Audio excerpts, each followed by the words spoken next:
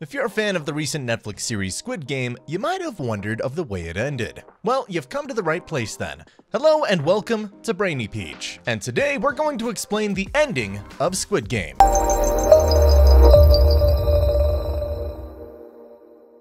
Before proceeding, I must warn you, spoilers ahead. Let's start with a brief description of the series. The series features several players recruited in a survival game. These players are then sent off to an island where they're forced to compete in certain games. The winners will advance to the next round, whereas the losers will be killed. And the ultimate winner is supposed to get a prize money of 45 billion.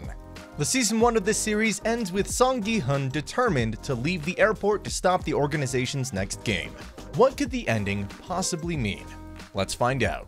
In one of the final scenes of Season 1, Song and Oh reunite and learn the role of the old man behind the games. While Oh was lying just minutes away from death, Song and Oh played one final game, betting on the destiny of a homeless man, himself minutes from death below the streets.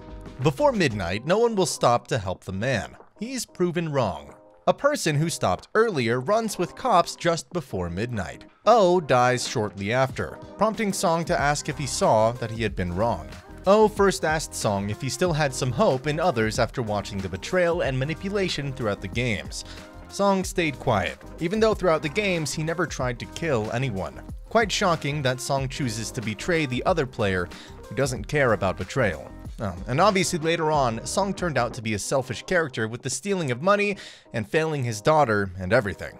This battle between egos represents the essence of not only the game itself, but also the inner conflict for each player. It's also a decision at the base of the show's income inequality. It tells how Oh and his rich friends, bored with their rich fortunes, are never ready to spend their money.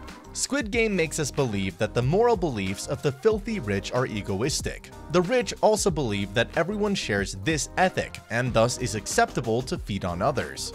Oh and Song's final game is very significant, as it portrays that this assumption is not entirely true. Everyone does not always think about their own interests. According to Song, they also deserve the same treatment in return, even if they agreed to violent games. Before the death of Oh, we learn that the VIPs gambled on the fate of the players. During the final scene, Song tells the organization that there's a difference between people and horses, and they can't be treated equally. An interesting thing to note here is that we first meet Song in the beginning of the series gambling on horse races, but now at the end, he himself has become a horse. Song was struggling with this egoism versus altruism issue throughout the series, and now by the end, he is very sure that the way the organization is treating others is wrong. Thus, it needs to be destroyed. If you have made it till here, make sure you like the video and subscribe to the channel. Also press that bell icon so you don't miss out on future videos. As Squid Game Season 2 hasn't been announced yet, but the numbers are staggering, how does the ending of Season 1 set up for future seasons? It actually sets up an entire franchise. We still don't know much about the organization, the history of the games, the guards, the train station recruiter, the organ operations, the VIPs, and the guy now in charge, the frontman, the brother to deactivate Hwang Jun-ho, whose fate is also unclear. We might get to know these details in the upcoming seasons. In an interview, director of the show Hwang Dong-hyuk said that one would be the story of the frontman. The frontman is the most mysterious character of the show. Even though we did learn his identity, we still don't know the slightest bit of his story, why he participated in the previous game, how he took control of operations, and why he shot his own brother. Lee Ha-joon, who plays the character of Detective Hwang, said in an interview that he'd like to see more of the brothers in future seasons. He further said that he hopes Jun-ho returns alive, and the story with Jun-ho's brother is resolved. Mr. Hwang also agreed that the storyline of the frontman and police should be emphasized more. He further explained that the issue with police officers is not just an issue in Korea, it's a global issue, and maybe Season 2 will be more centralized around this issue.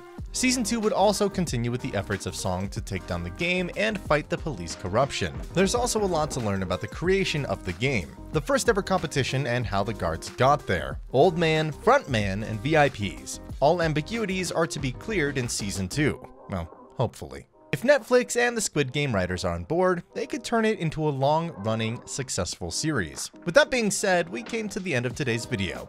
Thanks for sticking till the end of the video. I hope you liked the video. If you do, please like the video and subscribe to our channel.